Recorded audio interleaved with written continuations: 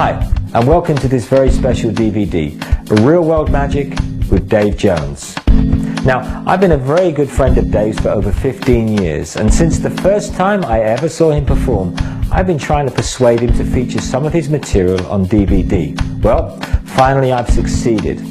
Everything on this disc is performed by Dave on a regular basis in front of real people. So, sit back, relax, and enjoy Real World Magic with Dave Jones.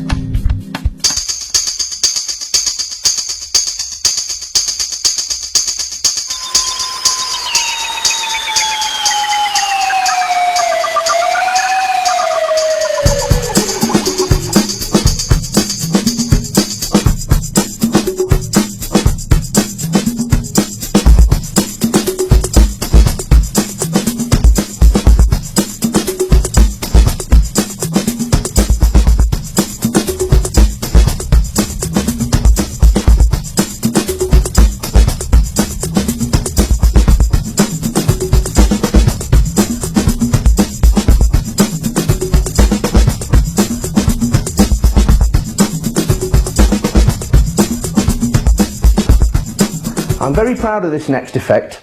It takes an old stunt and turns it into a practical performance piece. In fact, at the end of the routine, your audience may be even convinced that voodoo exists. This is one hot trick. Okay, good. Well, we're back. Hello, Jodie. Hi, yeah. You've agreed to help me with a bit of an experiment in the supernatural. I have. Do that again. Ooh, you should get. You've done that before, haven't you? That's lovely. Now, do you believe in the supernatural, Jodie? I do, yeah. Do you believe in palmistry? I do. I thought you did. Hold your hand out. Yes, I can tell. Yes. Are you interested in fashion? Nothing? No. It's lovely. No, you've got a very well-defined clothesline. It's lovely. Yes. And see that lifeline? That goes all the way up your sleeve. Oh, cry. Do you know what that means? What does it mean? You're going to die in a tunnel. Oh. Never mind. Listen. Now we're going to do an experiment. I tell you, because with voodoo. I do, you know. Oh, you do? Yes, I do. Now, to do the voodoo, we need to borrow something from. Now, I can see a young man down there with a box of cigarettes. See the box of cigarettes, sir? Whatever you do, don't chuck them to me. No, it's all right. I've got them here. Good. Now, thank you. I've got a cigarette. Do you mind if I borrow one? In the sense of permanently deprive you of it. Now, you see, when you're smoking, you should cut that brown thing off there, because that keeps out all the nice things, you know, that are good for you. No, you don't believe me, all right. In fact, I don't smoke. I only smoke when my doctor advised me, he said, don't smoke. He said, just smoke after a meal. Trouble is, I have 28 meals a day now, so... Now, some magicians, you know, they take a cigarette like this, Jason, and they put it in their ear, and it comes out here. See? Others put it up their nose, and it comes out here, see? And then they put it back in the box like that. Give it a shake, and then give you the cigarette back. See? Now, that's not very nice, is it? Because they said smoking was dangerous, but it's all right, I've kept it. Okay. Can I have a light too, Jason? Good. Thank you. Thanks for the cigarette. I've left mine in the machine. Now, watch this. Are you ready, Jodie? Yeah. Here we go.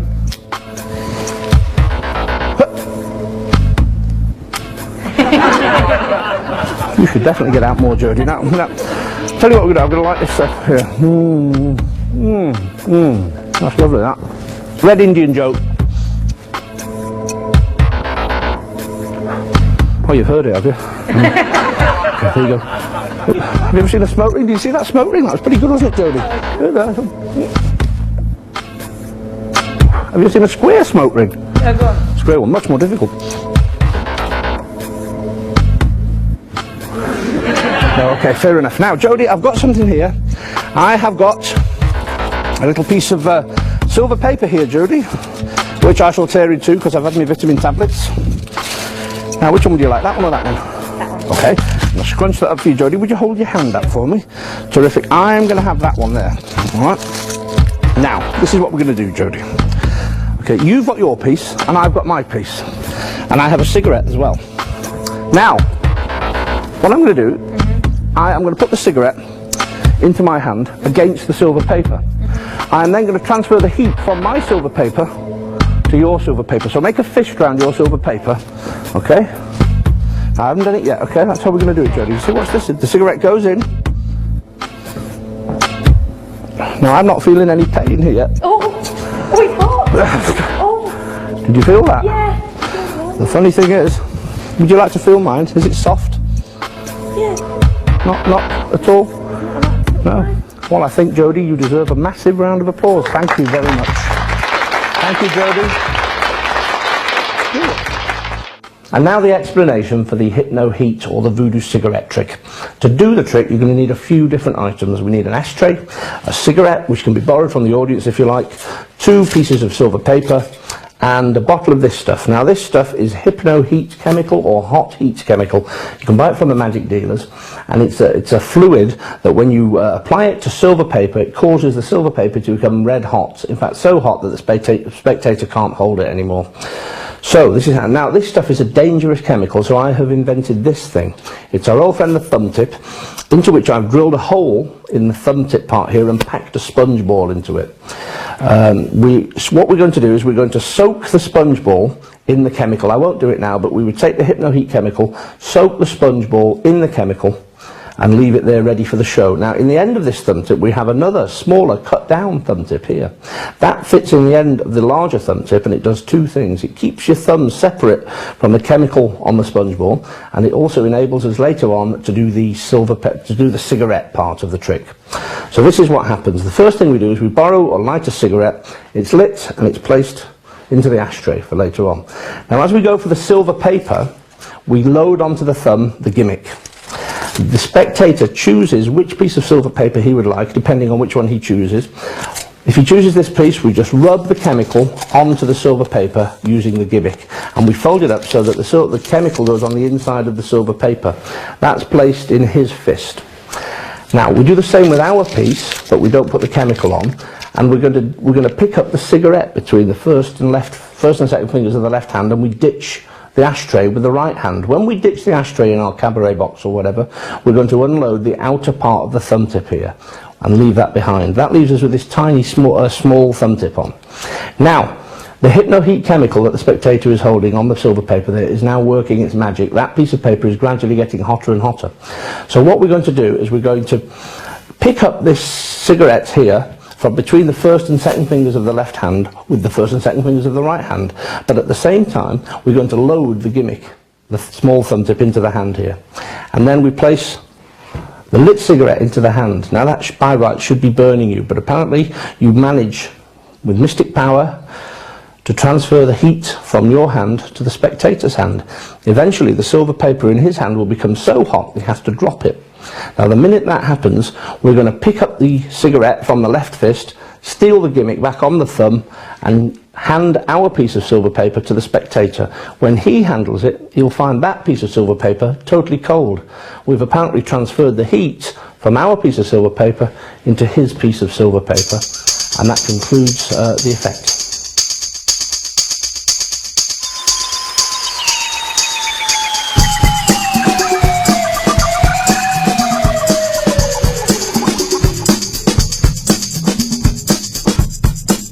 The $100 bill switch, a terrific trick, but it was invented with the dollar bill in mind. The problem for the rest of us magicians living all over the world is that the bills we use are different sizes, different shapes, different denominations, different colours. This is my handling, which hopefully solves some of the problems. Hello, Jessica. Hello. Would you like a quick trick with your £5 notes? I would, there you go. Excellent, thank you. I'll just take this off here now. £5 note, don't take your eyes off it, because I am going to fold it up here, Jessica. We'll keep folding it like this. That's halves, that's quarters, that's eighths, and finally very small pieces. Now when I unfold it, Jessica, your £5 note has changed into a 50. That's my kind of trick. I'd like to give you that. I'd like to. But unfortunately, Jessica, it's an illusion. Because if I could do it for real, I wouldn't be working, would I? No. So we're going to change it back, because I know it's your favourite fiver. It's been in the family for generations. Watch, I shall take it. Now don't take your eyes off the note, because here we go. Straight back to your favourite fiver. Here's the explanation for the thumb tip bill switch. It's a trick I've always liked, and I use it to open with every time I perform at a table.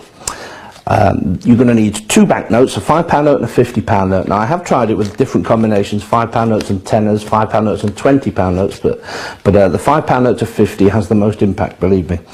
You're also going to need a thumb tip. Now the thumb tip I use is a plastic thumb tip, and it's a large one, so my thumb fits right down to the end of it, which means that the pad of my thumb is in contact with the banknote all the time, and I don't have to nip it out, it comes straight out. Okay? Now, let me explain why I came up with this handling. I've always loved the effect, but I've noticed over the years, especially with British banknotes, is that the change of the note happens at the wrong psychological moment. So in other words, as you fold the note up, when it gets to its very smallest point, that's when the change happens, and the audience notice that change, especially with British banknotes, because they notice the colour change. So what I've tried, and as you unfold the note then, it just becomes an anticlimax, because they've already noticed the change at the very bottom point. The handling I developed, they don't notice that the banknote changes until the very last fold, and you get that moment of impact. Wow, it's changed, instead of the anticlimactic unfolding sequence. I'll explain the fold that I use. We're going to take the £50 notes, and we're going to hold it so we can see the Queen in front of us here. Now, the left-hand edge of the note is folded away from you, so I can now still see the Queen here. The bottom is folded up, the left hand away, and the bottom folded up again. That leaves me looking at the £50 symbol on the banknote here. Now that goes back into the thumb tip, right against the pad of the thumb. Just a tip, when you're using a thumb tip, it's always a good idea to keep the thumb pointed towards the audience, and that way the thumb tip's practically invisible. If you hold it this way, there is a chance that you might see it, but don't worry about that, because you've got plenty of cover from this banknote here. Okay, so we're going to start the fold sequence now. Now you hold the banknote so that they can see it, show your hands empty, and hold it so you can see the Queen. Now we're going to repeat that fold. The left hand goes away, the bottom goes up, the left hand goes away. Now at this point, we are going to steal the thumb tip into the left hand and keep the £50 note in the right hand. To see that properly, we're going to get a view from over my shoulder. But this is what happens. As the left hand comes, you flick the left hand edge of the banknote and say, keep your eye on this banknote. Now in that motion, I've stolen out the £50 note behind the £5 note, and I've got the thumb tip over here. Now, we fold that up completely. Now what happens now is the right hand, the right first finger, folds down the £5 notes. There. Now at this point, they look practically identical. There's no way the audience could tell, when you turn it over here, that there's a £50 note they're looking at. It still looks like the £5 note. Now, this whole unfolding sequence is designed to keep the Queen's head in view all of the time, so that they won't know the change has occurred until the very last moment. Now, we've unfolded it once, and we're looking at the Queen here. The £5 note is still behind it. And now, as I unfold it one more time, I'm going to put the £5 note back into the thumb tip, and that happens like this. The thumb tip here is going to slide over the £5 notes as this finger's come over and unfold the 50. Now, if we fold like this, we're going to reveal the Queen, the £50 note too early, so we're going to fold the back downwards. That still leaves the Queen's head in view. Now we have to give it a half turn, and the final fold reveals the £50 note. And that's where you're going to get your applause, and that's where the impact of the trick is.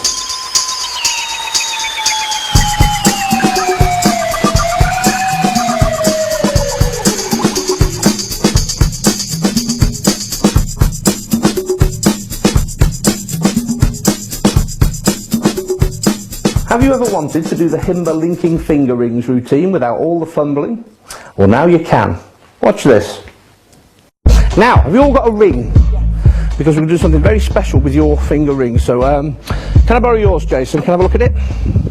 Thank you very much. That's very nice, Jason. With deepest love and affection. From all the boys. Isn't that nice? On the Art Royal. That's lovely, Jason. Now, that's great. That's one ring. Can we have yours, Jodie? That's beautiful, yes. Are they real diamonds? You can tell, because they don't make fakes that small, you know. That's a beautiful ring, that is, Jodie. Well, it's even got room for a stone. That's lovely, that. No, I'm just trying to worry you. It's really there. Now, we need one more ring. Layla, can I borrow your ring? Thank you. Would you recognise this ring, Layla, if you were lucky enough to see it again? It's just a rhetorical question. We've got the rings now. Start the car. Yes, that's good. Now we've got 3 borrowed spectators' finger rings. The only other thing we need for this trick is my magic wand. Okay, now I shall just take 2 of the rings from, and I shall get my magic wand. This is the magic wand. Times are hard, but never mind. I shall put 2 of the rings on the magic wand here. Now then, here is the trick. Watch this closely. Actually, my granddad taught me this trick, an amazing man. He was very unlucky.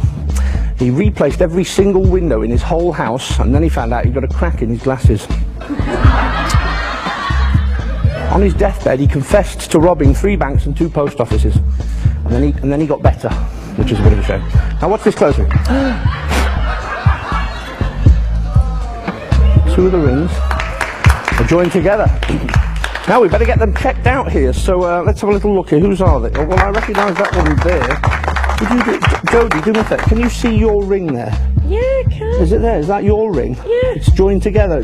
Is it damaged in any way? No, not at all. No, it's not. We better have a look at them. Now, I'll tell you what, we're going to join another one on in a moment, so we're going to get excited about this in a sec. Now, can you see your ring there, Layla? Can you see, is it damaged in any way? No. In a moment, we're going to link his ring through your ring. That would be good, wouldn't it? You don't seem very happy about it. Never mind, I'll tell you what we'll do. Let's have a look at this ring now. It's a beautiful ring, isn't it? I mean, I see one's copper plated to protect the gold. That's lovely, that's beautifully done. Now, let's just get this 3rd ring. Yes, that looks okay. I'm going to borrow the pen. Here we are. Oop. Get them all on there. Now, this is a sort of magical fuse welding process. Whoop. That's 3 rings joined together. Can you see them there? All 3 rings joined together. Now, I don't know, where do you... Oh, by the way, let me just show this to you, Jason, isn't it? Can you see your ring? Yeah. Is it damaged in any way? No. It's joined on? Yeah. Oh dear. Can I ask you a question, Jason? Where do you live? Las Vegas. Jodie, where do you live? Blackpool. Blackburn. Layla, where do you live? Paris. God, I don't suppose you 3 want to go home together, do you? No, I'll tell you what, we'll have to try and unlink them then. Sorry about this, folks. Let me just get them back on the magic wand. Now I'm going to try and get the first one off. Whoop. There we go.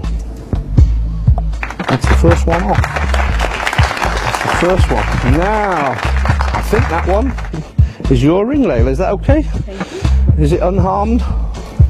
Thank God for that. I don't have public liability, you see. So now there's 2 to go here. Can you see the last 2? Watch this. Here we go.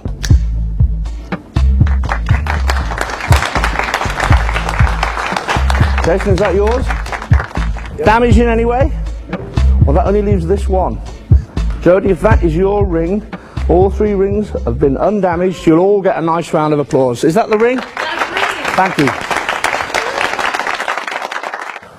And now for the explanation of the Himba linking finger ring.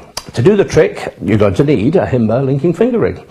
A Himba linking finger ring can be bought from magic dealers, and it's a ring which can be opened and shut, and which allows you to link other rings through it into a chain. Okay, you need one of those. You need a pen with a clip on it here, and you need to borrow from the audience 3 finger rings. Now, the start position is the pen is in the right jacket pocket, the Himba ring is in the right finger palm, in an open position, and the 3 rings are with the members of the audience. Now, in the performance video, I had the members of the audience on stage with me, but you don't need to do that. You can borrow the rings from tables around the cabaret floor as you need to. Either way will be fine. Now, you go up to spectator number 1 and you borrow a ring. Try and find a ring that looks similar to your Himba ring.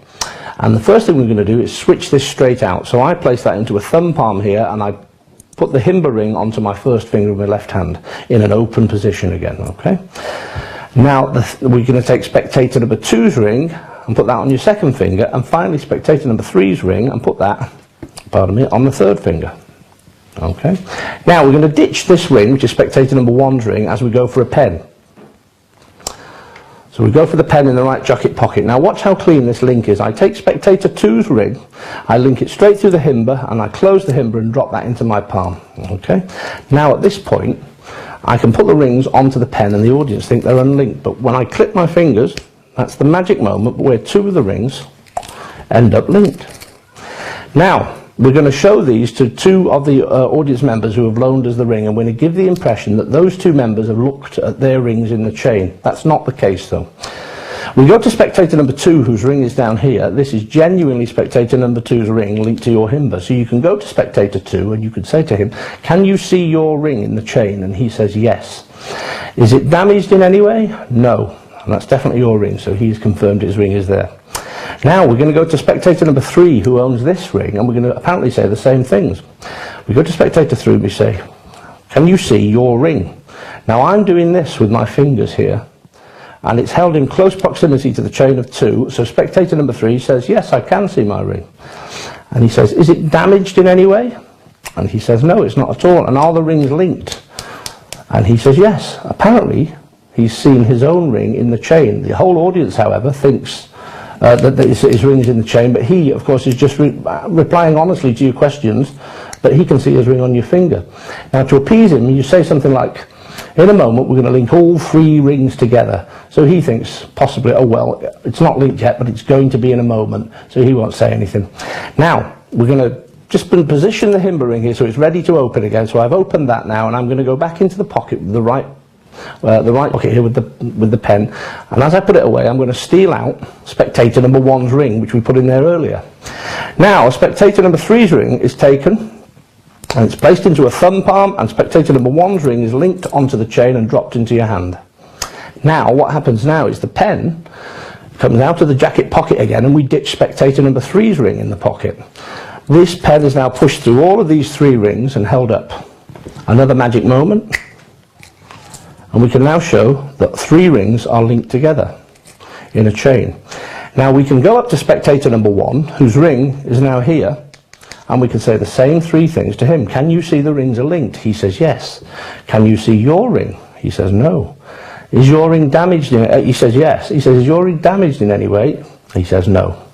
So now we can show this to the audience, and show the audience that the rings are linked genuinely. The only thing we must be careful about is not to go anywhere near spectator number 3, whose ring has completely disappeared from the chain. We can now show the audience that all 3 rings are in a chain. And now for the unlinking. What we're going to do is we take the rings off the chain here, off the pen rather, and we're going to take the Himba ring and open it slightly, ready for the next move. The pen goes away, and we're going to steal spectator number 3's ring out of the pocket. Here it is. And we're going to tip spectator 1 and 2's ring into the right hand to join spectator 3's ring off the Himba there. So we've tipped them off. Here's the Himba. The Himba now goes into thumb palm as we tip all 3 borrowed rings into the left hand. We go back into the pocket one last time for the pen, ditch the Himba ring and bring out the pen and put it through all 3 of the borrowed rings. The audience still think these are linked. Now we do another magic moment, click, and one of the rings has apparently unlinked itself. We can return that to the owner, get her to check, him or her to check that the ring is still okay, and we're going to finish this part with a beautiful move by Al Quran, which is part of his original linking fingering routine, but not many people seem to know it. We're going to temporarily just take the rings off the pen, but we're going to hold them here in a staggered position, like this. Now when we put them back on the pen goes through the uppermost ring, and the clip goes through the lowermost ring, so that it looks like that. They still look linked, but in fact one ring is on the pen, and one is here, down here on the clip. When they're held together like that, they still look linked. Now that means we can do another magic moment, just take it off, pull off that ring apparently, you get a lovely visual unlinking of the ring. So that's 2 rings off the pen. That gives us a very nice position where we can just get the 3rd spectator to hold his hand out, drop that into his hand cleanly and say, is that your ring? That concludes the rings. They've been linked. The audience members have identified the rings while they're in the chain apparently, and they've been returned back undamaged. So that's the end of the Himba linking ring routine.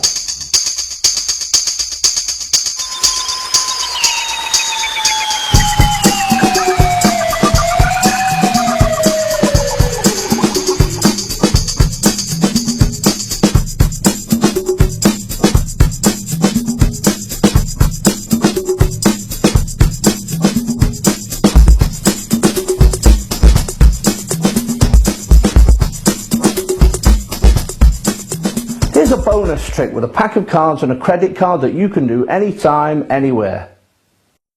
This is a little trick called Creditable. It uses a credit card and a pack of cards and the box. I'm sure when you've been to a magic convention like me, you've decided I really must have that latest and greatest magic book. When you reach into your pocket, you've got no money. So